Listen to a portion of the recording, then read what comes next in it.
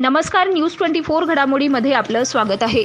20/10/2022 रोजी Ratnadeep college of pharmacy जामखेडचे संस्थापक अध्यक्ष भास्कर मोरे यांनी फार्मसी कॉलेजच्या प्रिन्सिपल ऑफिसच्या एंट्री चेंबरमध्ये बोलावून एका मुलीचा विनयभंग केल्याची घटना घडली होती। याबाबत जामखेड पोलीस ठाण्यामध्ये गुन्हा दाखल करण्यात आला होता।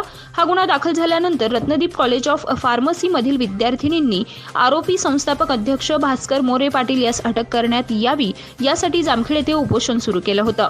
तसेच गुन्हा दाखल झाल्यानंतर भास्कर मोरे पसार होता। तो गेल्या 6 दिवसांपासून पोलिसांना चकवा देत होता। बुधवारी रात्री आरोपी डॉक्टर मोरे याला भिगवण तालुका इंदापूर येथून स्थानिक गुन्हे शाखेच्या पोलिसांनी ताब्यात घेतलं असून लवकरच जामखेड पोलिसांच्या ताब्यात देण्यात येईल अशी माहिती स्थानिक गुन्हे शाखेचे पोलीस निरीक्षक दिनेश आहेर यांनी दिली आहे। ही कारवाई पोलीस अधीक्षक राकेश ओला, अप्पर पोलीस अधीक्षक प्रशांत खैरे, कर्जत विभाग उपविभागीय पोलीस अधिकारी विवेकानंद वाखारे यांच्या सूचना आणि मार्गदर्शनाखाली स्थानिक गुन्हे शाखेच्या पोलीस अधिकारी आणि अंमलदार यांनी केली आहे। जामखेड येथील रत्नदीप कॉलेज ऑफ फार्मसीचे संस्थापक अध्यक्ष डॉक्टर भास्कर मोरे यांच्या विरोधात फीवाढी विरोधात तसेच इतर मागण्यांकरता 5 तारखेपासून तहसील कार्यालय जामखेड येथे विद्यार्थ्यांनी उपोषण सुरू केलेलं होतं। तसेच 8 तारखेला त्यांच्या विरोधात एक विनयभंगाचा गुन्हा पण नोंद करण्यात आलेला होता। तेव्हापासून डॉक्टर मोरे हे फरार झालेले होते।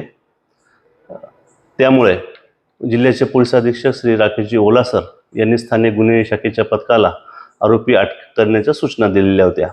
त्याप्रमाणे स्थानिक गुन्हे शाखेचे PSI धाकराव PSI थोरात यांच्या नेतृत्वामध्ये 2 पथक तयार करण्यात आले होते।